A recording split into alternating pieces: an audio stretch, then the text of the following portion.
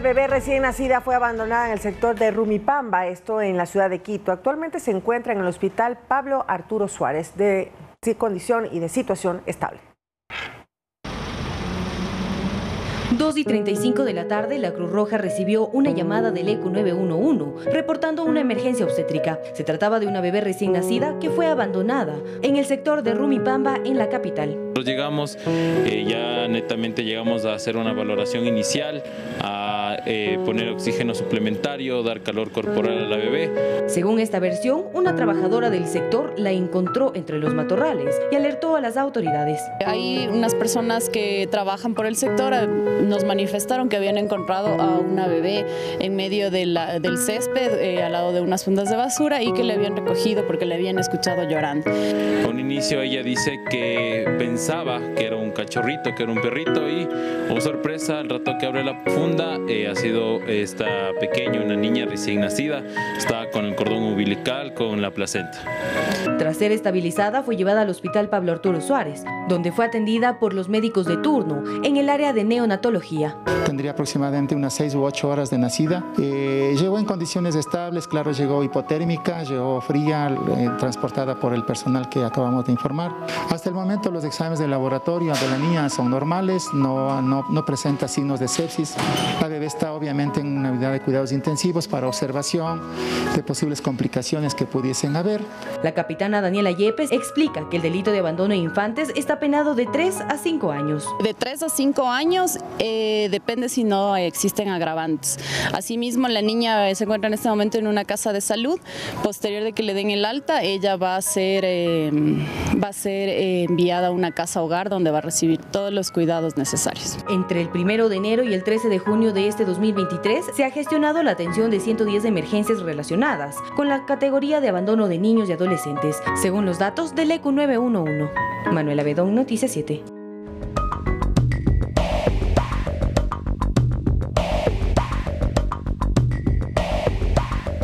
En agosto próximo, Ecuador decidirá si continúa o no la explotación petrolera en el bloque ITT del Yasuní.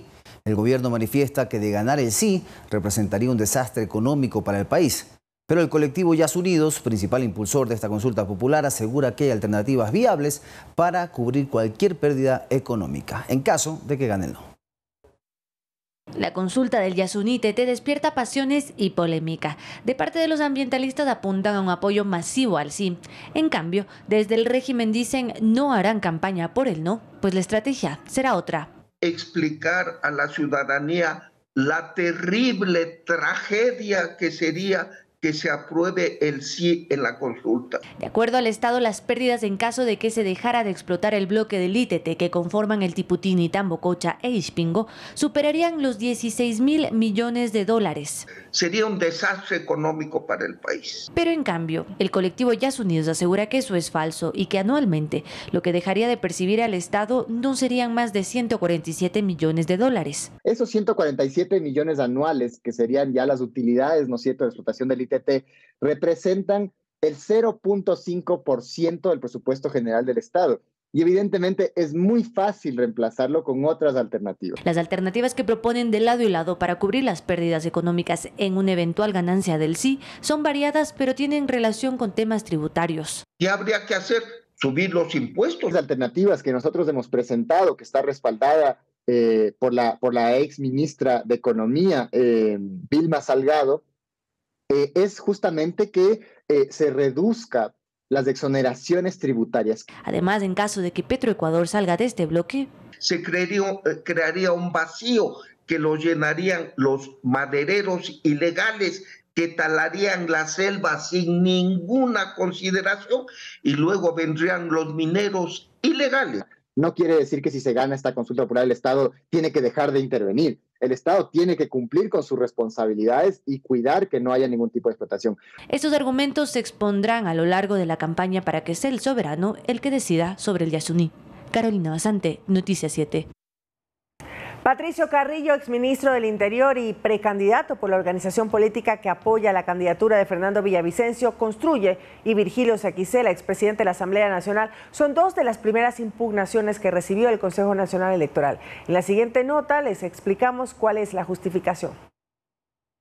Este viernes 16 de junio culminará el plazo para que las organizaciones políticas impugnen una candidatura y ya aparecen las primeras. Enrique Vaca, director de organizaciones políticas del Consejo Nacional Electoral, informó que la primera impugnación se presentó contra Patricio Carrillo, exministro del Interior, quien es candidato a legislador por el movimiento Construye.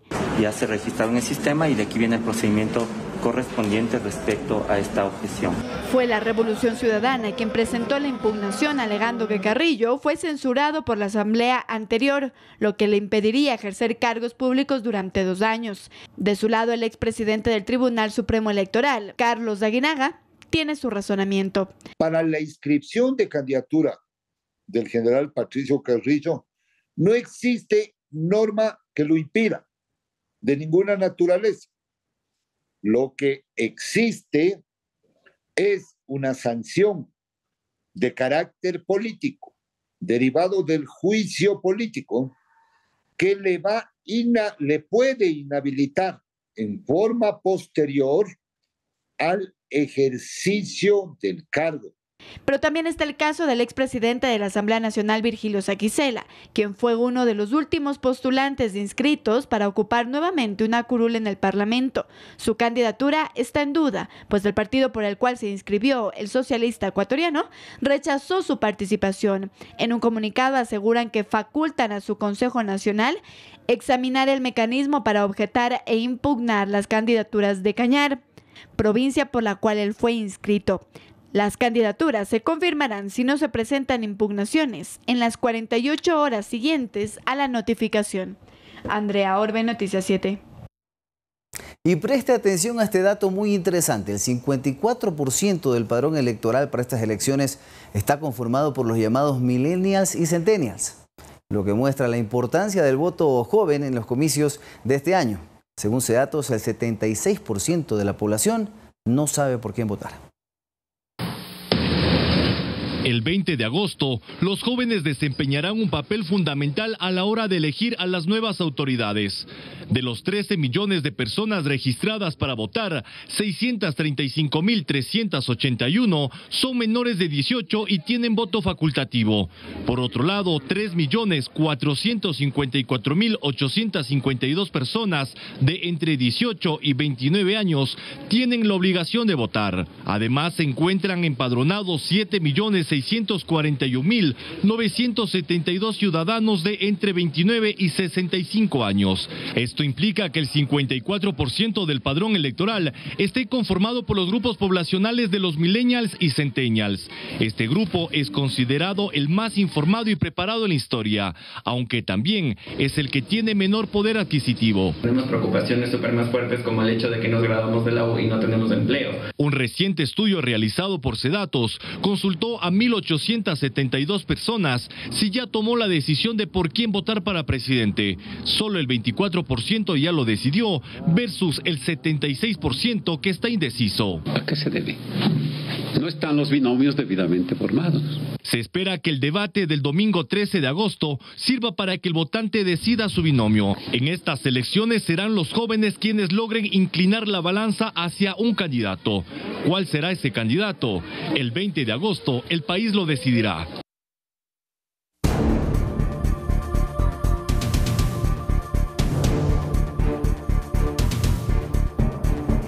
El Centro de Privación de Libertad de Santo Domingo de los Áchilas fue una nueva cárcel intervenida por la Policía Nacional y las Fuerzas Armadas para el decomiso de armas, drogas y objetos prohibidos. En horas de la noche del miércoles ingresó un contingente policial y militar a la cárcel de Bellavista en Santo Domingo de los Áchilas para garantizar la seguridad de ese centro de privación de libertad. El operativo tenía como fin que disminuyan los niveles de peligro para los servidores penitenciarios y policiales en una de las cárceles que más fallecidos registró por amotinamiento durante el 2022. Los servidores policiales con Fuerzas Armadas del día de hoy han hecho un trabajo altamente eficiente, muy profesional. En las celdas se buscó que no se incumpliera la ley con la pertenencia de objetos y estupefacientes. Como es sustancias sujetas a fiscalización, como es armas, como es explosivos. Se ha hecho el registro con el sistema de los Fuerzas Armadas de lo que es CAMES. Y efectivamente, entre las evidencias encontradas destacan decenas de botellas almacenadas al interior de una pared falsa, una cantidad considerable de alcohol para montar una licorería, mientras que muy al fondo de otras caletas había paquetes repletos de droga. Finalizado lo operativo, la policía señaló que no hubo inconvenientes mientras requisaban. Es de respeto a los derechos humanos, el principio de legalidad y respeto a la ley misma. A principios del año pasado, en Santo Domingo hubo 40 asesinados por los enfrentamientos entre bandas delincuenciales. Esos antecedentes han generado que en el último mes, las principales cárceles del país sean intervenidas para decomisar las armas que los PPL podrían utilizar entre sí. Lautaro Andrade, Noticias 7. Les contamos que Juan Alexander Molina, el más buscado por Santo Domingo o en Santo Domingo por asesinato, fue capturado la madrugada de este jueves 15 de junio de este año. En un video publicado por el Ministerio del Interior se observa el momento de su captura. Al menos 10 policías retiran a alias Zuco de una vivienda. El hombre vestía pantaloneta y camiseta negra y usaba el cabello largo para intentar no ser reconocido. Ahora será puesto a órdenes de la autoridad competente y posteriormente trasladado a un centro de privación de libertad, según disponga el Senado.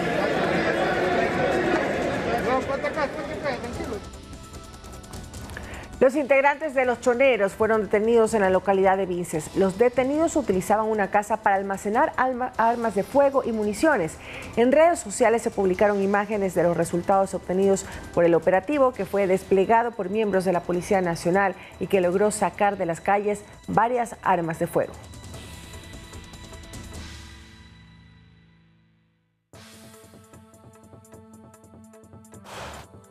Les contamos que autoridades decomisaron objetos prohibidos en la cárcel de Macas en la provincia de Morona, Santiago. A continuación les contamos más detalles. En respuesta a una serie de incidentes reportados dentro de la cárcel de Macas en los últimos días, la policía de Morona, Santiago, ejecutó un intenso operativo para decomisar todo tipo de objeto prohibido dentro del centro de privación de la libertad. Dando como resultado los siguientes indicios: 12 celulares móviles o terminales, 2 televisores, 12 cargadores, 31 objetos cortopulsantes. También se aseguró 380 litros de trago artesanal. Varios pabellones fueron allanados por los uniformados, los mismos que estaban tomados por integrantes de una peligrosa organización criminal, sitios que fueron recuperados por la policía. Cabe indicar que asimismo en los diferentes pabellones H, G y B también estuvieron ahí 4 murales de la asociación o GDO de los R7. Los mismos fueron pintados por parte de miembros policiales. Los operativos de control dentro de las cárceles de la provincia de Morona, Santiago, continuarán para evitar cualquier tipo de desmanes que atenten contra la seguridad de los internos de esos centros de privación de la libertad. En el ámbito judicial les contamos que la Sala Penal de la Corte Nacional de Justicia agendará una nueva fecha para la audiencia de apelación en el denominado caso Cenagua, pues la diligencia se debía desarrollar este jueves. Sin embargo, al no notificar a varios abogados del caso, la diligencia no se instaló. En el 2021, el exsecretario del Agua, Walter Solís, y otras 5 personas más fueron condenadas a 8 años de prisión por el delito de peculado. Además, se ordenó el pago de $2,2 millones, que sería el monto del perjuicio al Estado. A esta sentencia pedían la apelación. Según la Fiscalía, habrían usado recursos públicos que eran parte de una deuda del entonces Centro de Rehabilitación de Manabí, que luego pasó a conocerse como Cenagua, con la empresa Odeo de Gremont de Francia, pero los recursos habrían sido desviados para pagar una deuda entre particulares.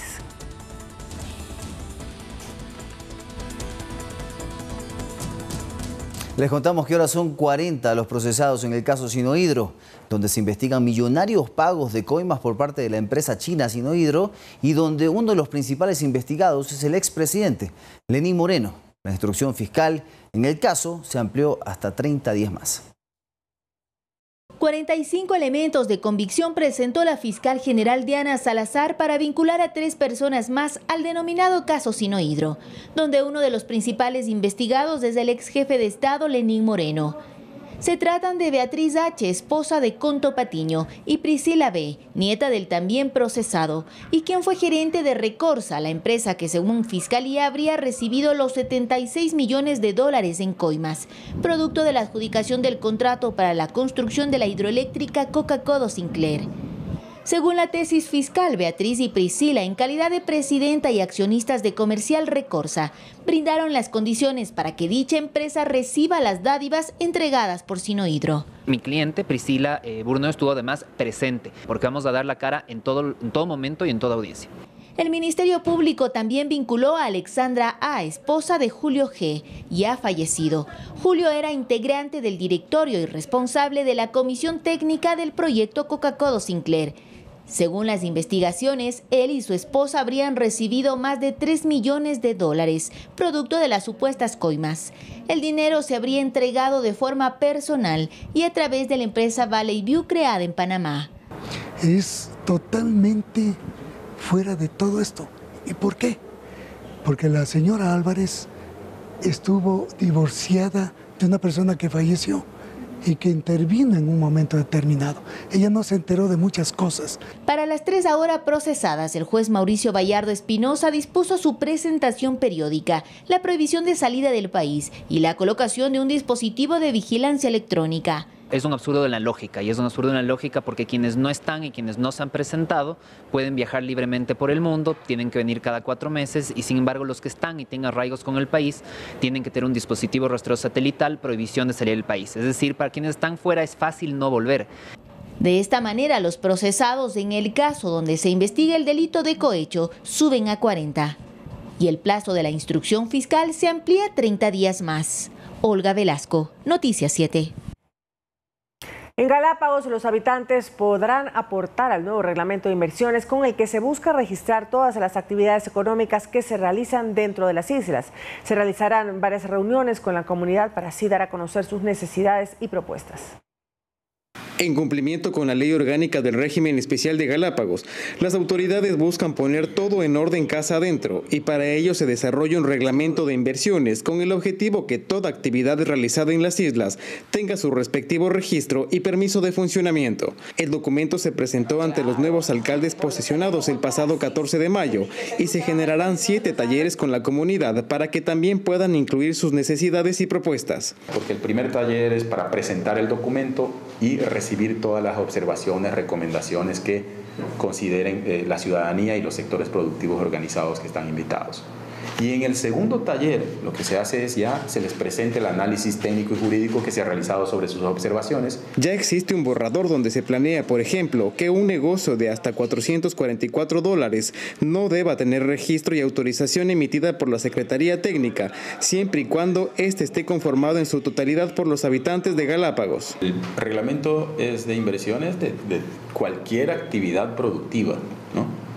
Y obviamente en Galápagos la mayor actividad productiva es la turística y todo lo que esté relacionado a proporcionar insumos para el desarrollo turístico. Y lo que se ha tratado es de poner en el documento las bases del control, administración, regulación de todas las inversiones que podrían darse en Galápagos. Sin embargo, este documento está sujeto a cambios según las necesidades y propuestas generadas desde las alcaldías y la población.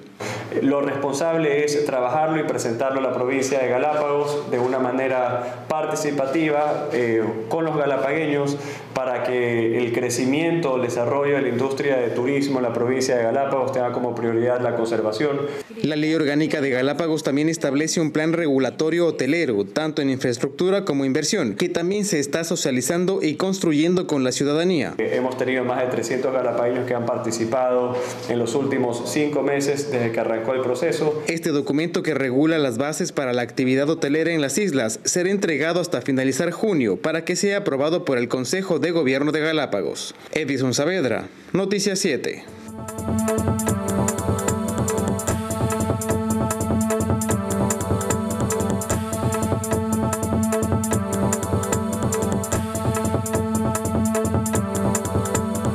Personaje inesperado en el Congreso colombiano. Les cuento que Frankie es el protagonista de una campaña difundida desde la ONU y ya ha invadido otros hemiciclos para mostrar su estupefacción por el hecho de que la humanidad se podría estar extinguiendo como en su momento desaparecieron los dinosaurios. Un visitante inesperado, como les decía, en el Congreso de Colombia. Se llama Frankie y forma parte de esta campaña del Programa de las Naciones Unidas para el Desarrollo para advertir sobre la emergencia climática. Esta semana, el dinosaurio recorrió la Cámara de Representantes junto a la ministra de Medio Ambiente de Colombia, Susana Muhammad. Lo que viene a decirnos es que si ellos fueron extintos por un meteorito y nosotros, como humanidad, no sabemos que el cambio climático nos puede llevar a la extinción, ¿cuál es nuestra excusa? Nos viene a decir que no elijamos la extinción. Para eso debemos frenar la frontera extravetista y hacer la transición energética y trabajar en una nueva forma de vivir.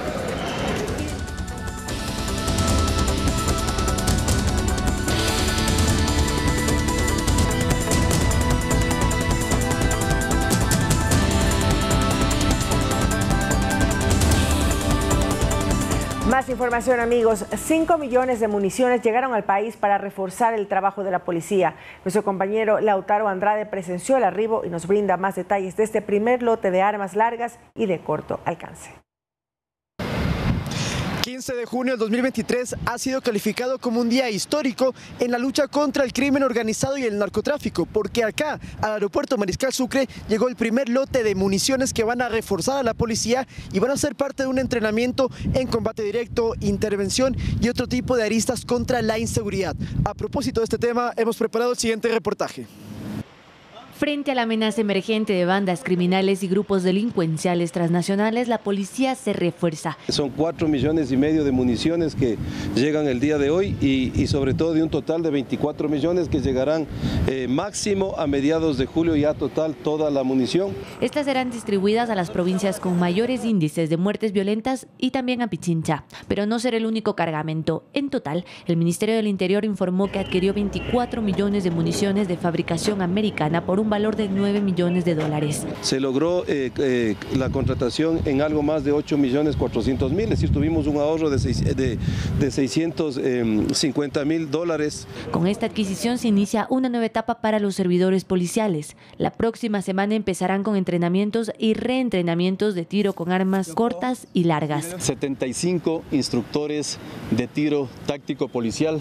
Las técnicas que vamos a utilizar son combate cercano, incursiones, abordajes de vehículos y otras más. En estas capacitaciones también están tomados en cuenta los funcionarios que acaban de incorporarse a la institución, todo con el fin de que estén preparados para enfrentarse a la delincuencia organizada. Para esto también se comprará 52,000 chalecos antibalas que serán entregados a partir del mes de julio. Carolina Basante, Noticias 7. El entrenamiento comenzó.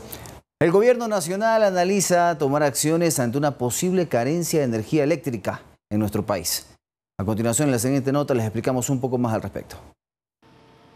El fenómeno del Niño no solo traerá precipitaciones al Ecuador, sino también periodos de sequía en ciertos lugares. Y esto, a su vez, podría generar una falta de electricidad.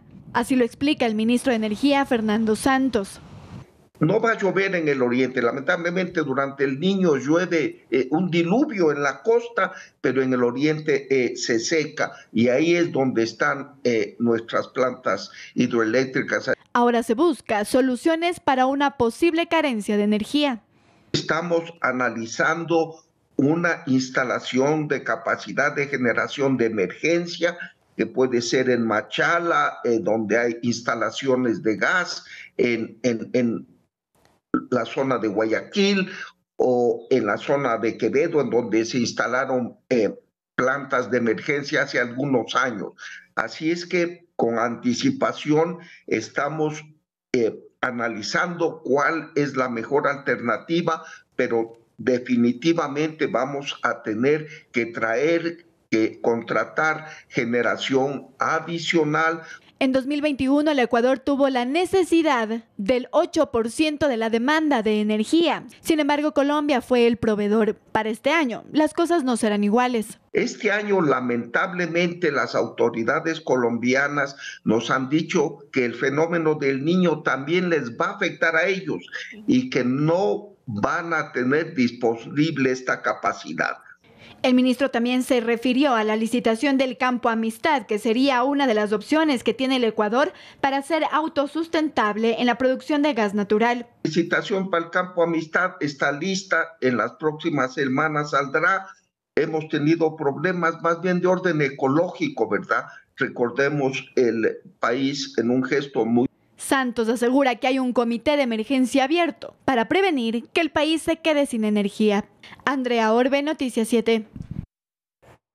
El aplicativo móvil Juntos, que busca ser un canal de apoyo a las personas víctimas de género, fue actualizado, implementando nuevas funciones como tener 4 contactos de emergencia y conexión directa con el ECU 911. ¿Sabe usted identificar si es o no víctima o victimario de violencia de género? En el Ecuador, el nivel de conciencia sobre esta temática es bastante bajo. Por este motivo, en 2015 se lanzó la aplicación Juntas, la cual busca ser una herramienta de ayuda especialmente para mujeres víctimas de violencia de género. Este 15 de junio se lanzó una nueva versión de esta aplicación. Una de sus principales herramientas es la que permite a los usuarios registrar hasta 4 contactos de confianza, a quienes, en caso de una emergencia, les llegará un mensaje de texto de alerta con la ubicación exacta del remitente. Porque fue diseñada precisamente para detectar los primeros signos de violencia, proporcionar información útil sobre recursos y servicios de ayuda, pero sobre todo para crear más conciencia, como les decía, en la sociedad. Juntas presenta también herramientas de prevención, como sugerencias y test para hombres y mujeres relacionados con acoso laboral, dependencia emocional y situaciones de violencia. E incluso para que un hombre pueda hacer el test para saber si es o no violento. Adicionalmente, cuenta con información y contactos de casas de acogida, centros de refugio, así como del Servicio de Protección Integral en todas las provincias del país. Para las personas que trabajamos con víctimas de violencia, especialmente con víctimas de violencia de género, es una herramienta muy útil. Veo que tiene temas importantes que incluso nos ayudan a identificar cuando somos víctimas de violencia, que a veces es lo más complejo cuando pues somos víctimas justamente. Esta aplicación está disponible tanto para Android como iOS. Manuela Bedón, Noticias 7. Y tras las lluvias intensas y desbordamientos en 6 ríos de Esmeraldas, las autoridades locales trabajan en mingas comunitarias y brigadas médicas en las zonas afectadas. Así buscan prevenir la proliferación de enfermedades en la población. El riesgo de enfermedades tropicales tras las intensas lluvias registradas en Esmeraldas activa varias brigadas médicas. Y van a presentar los mosquitos que a futuro serán los transmisores del dengue. Recordemos, el dengue puede ser mortal. Va a venir muchos problemas de salud, epidemias, porque ya, mire, todo está húmedo, mojado. Y es que según expertos, las inundaciones elevan los problemas respiratorios, gastrointestinales e incluso los problemas de la piel. Empezar a hacer ya las mingas en los barrios, en donde una de los factores importantes será capacitar a nuestra gente para prevenir muchas enfermedades, tanto como el paludismo, el dengue, así como también las respiratorias, las digestivas y las dermatológicas, porque este es un problema sanitario el que nos vemos abocado ahora después de la inundación. Por lo pronto se prepara mingas comunitarias en articulación con los municipios de la provincia de Esmeraldas para mejorar las condiciones medioambientales de los lugares más afectados. Nosotros estamos desratizando y fumigando y tenemos 6 máquinas para fumigar, estamos con la termonebulizadora, con motomochila y estamos haciendo un trabajo de desratización para cada ciudadano, cada casa, cada familia. En Ecuador se esperaría que el fenómeno del Niño tenga su impacto a fines del 2023 e inicios del 2024. El Consorcio de Gobiernos Autónomos Provinciales del Ecuador se reunió con el ministro de Transporte y Obras Públicas para poder dialogar sobre un plan preventivo ante el fenómeno del Niño. Según la presidenta del consorcio, Paola Pavón, se han identificado 77 puntos emergentes. El Consorcio de Gobiernos Autónomos Provinciales del Ecuador, CONGOPE, se reunió con el ministro de Transporte, César Roón, con el objetivo de dialogar ante las acciones que se tomarán por el fenómeno del Niño. La presidencia del consorcio, Paola Pavón, dijo que presentarán un diagnóstico de la red vial del país. Y en segundo lugar, pedirle al gobierno nacional que preveamos la respuesta a lo que sería el fenómeno del Niño. Y eso significa lograr la entrega de recursos extraordinarios para que seamos las prefecturas las que podamos en cada territorio dinamizar y responder de manera muy rápida a la emergencia. Según Pavón, varios prefectos manifestaron su preocupación por el estado actual de las vías. En la reunión se presentaron 14 prefectos. Estamos muy preocupados por la situación actual de la red vial estatal, pero también estamos preocupados y creemos que es el momento de organizarnos y de prepararnos para enfrentar un fenómeno del niño que tal como ya lo estamos viendo, llega con toda la fuerza. Dentro de este informe identificaron 77 puntos de emergencia, los cuales desean que sean atendidos como prioridad. Estamos prestos incluso, así es posible, asumir toda la red vial estatal en la provincia, de acuerdo a un modelo de gestión que por arterias principales se puedan ir integrando y con articulación con la red vial provincial se puedan ir integrando a un modelo delegado y con un proceso concertado, articulado con el ente rector, en este caso el Ministerio de Transporte. Manuela Bedón, Noticias 7. Autoridades del Consejo de Gobierno de Galápagos desmiente que el financiamiento internacional para la conservación de las islas constituye una pérdida de soberanía. Recalca que los fondos serán utilizados para solventar las necesidades de los habitantes y de las especies del archipiélago. Schubert Lombeida, presidente del Consejo de Gobierno de Galápagos, defendió el canje de 1.630 millones de bonos soberanos por un crédito de 656 millones anunciado por el gobierno el pasado 9 de mayo. De este monto, 450 millones serán destinados a la conservación de las islas y las necesidades de su población. Eso no significa que quien decide esto no va a dejar de observar las herramientas de planificación de las Galápagos. Por ejemplo, el Plan 2030. El saneamiento ambiental es uno de los temas importantes de los municipios que tiene que estar incorporado en estos recursos. Para el manejo de este fondo se creó el Galápagos Life Fund, que la conforman 11 miembros, entre ellos el Ministerio del Ambiente a la cabeza, de Defensa, Cancillería, de Producción y Comercio y el Consejo de Gobierno de Galápagos, entre otros actores locales y entidades extranjeras. Pero ¿quién ejecuta, quién administra, quién decide en cuál prioridad se va a hacer esta inversión? Es justamente los miembros de este fondo. Además, como parte de este directorio, desmiente que se pretende entregar la soberanía de las Galápagos a terceros. Pero las Galápagos está intacta, o sea, ahí no se está comprometiendo ni medio milímetro de las Galápagos. Lo que se está tomando decisiones es en conjunto con quienes están poniendo el recurso para invertir en Galápagos. De su parte, la alcaldesa de Santa Cruz, Fanny Uribe, criticó que no se tomen en cuenta a los municipios para este comité. Porque lo lógico es que nosotros, que somos los alcaldes, que sabemos las necesidades, que sabemos los problemas de nuestro cantón, hubiera sido ideal que nosotros formemos parte de ese comité. El proceso recién se inicia, recién se tiene una estructura que tiene que coordinar con cada una de las necesidades y de las herramientas de planificación de la región para empezar a ejecutar estos desembolsos, estas inversiones. De los 450 millones, alrededor de 222.9 millones serán para proyectos de conservación y cuidado de los océanos en Galápagos y otros 100 millones se destinarán a un fondo o fideicomiso especial que invertirá el dinero para obtener rendimientos para financiar proyectos en las islas. Edison Saavedra, Noticias 7. Este 15 y 16 de junio se abrió la ruta directa entre Quito y Cancún a través de 2 líneas aéreas internacionales. Cada una de ellas ofertará 3 viajes semanales con un promedio de 400.000 turistas ecuatorianos que viajen hacia la ciudad mexicana, considerada uno de los destinos turísticos más populares de los últimos años. Los pasajes de avión oscilan entre los $220 y $300.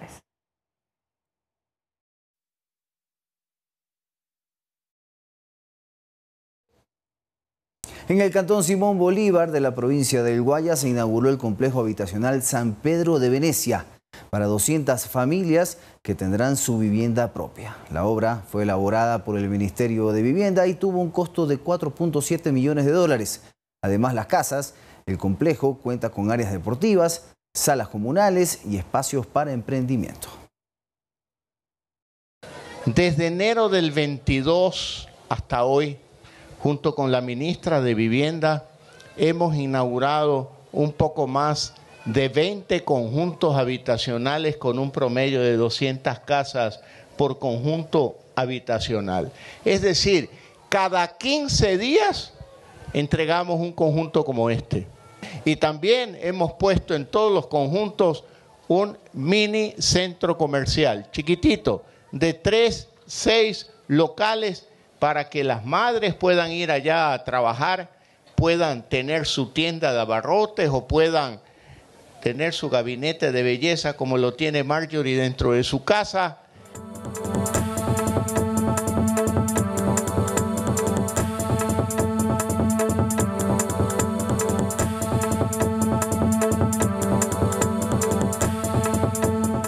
Noticias del mundo. Aunque muchos migrantes sobreviven con empleos informales, expertos aclaran que para trabajar de manera legal en Estados Unidos se requiere de un permiso especial, el cual no se obtiene por el simple hecho de tener un caso en tribunales.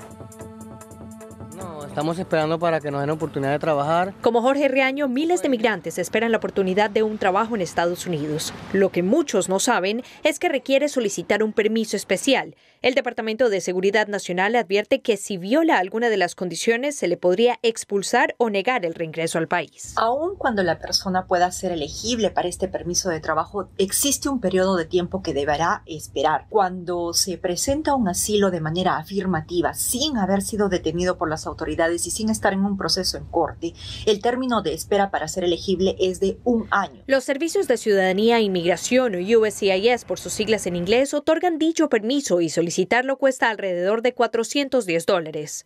Un empleador debe verificar el permiso de trabajo y un documento de identificación con fotografía para corroborar que el aspirante a un empleo está autorizado para trabajar en Estados Unidos. Si alguien se entrega a la patrulla fronteriza, no puede aplicar a un permiso de trabajo. Debe aplicar a asilo si es que realmente existe un temor válido y comprobable. Estafadores, aprovechándose de la ingenuidad y necesidad de algunos, ofrecen dichos documentos en la calle, como cuenta este inmigrante que pidió reserva de su identidad. Están cobrando $60 por ese permiso. Y sí, con el que aplican eso para poder conseguir trabajo. Estos documentos son falsos porque utilizan identidad y número de seguridad social pertenecientes a otra persona. El Departamento de Seguridad Nacional advierte que participar en fraude o declaraciones falsas o hacer mal uso de visas, permisos de inmigración y documentos de identidad puede generar una multa y o encarcelamiento por hasta 5 años. Laura Sepúlveda, Voz de América, Texas.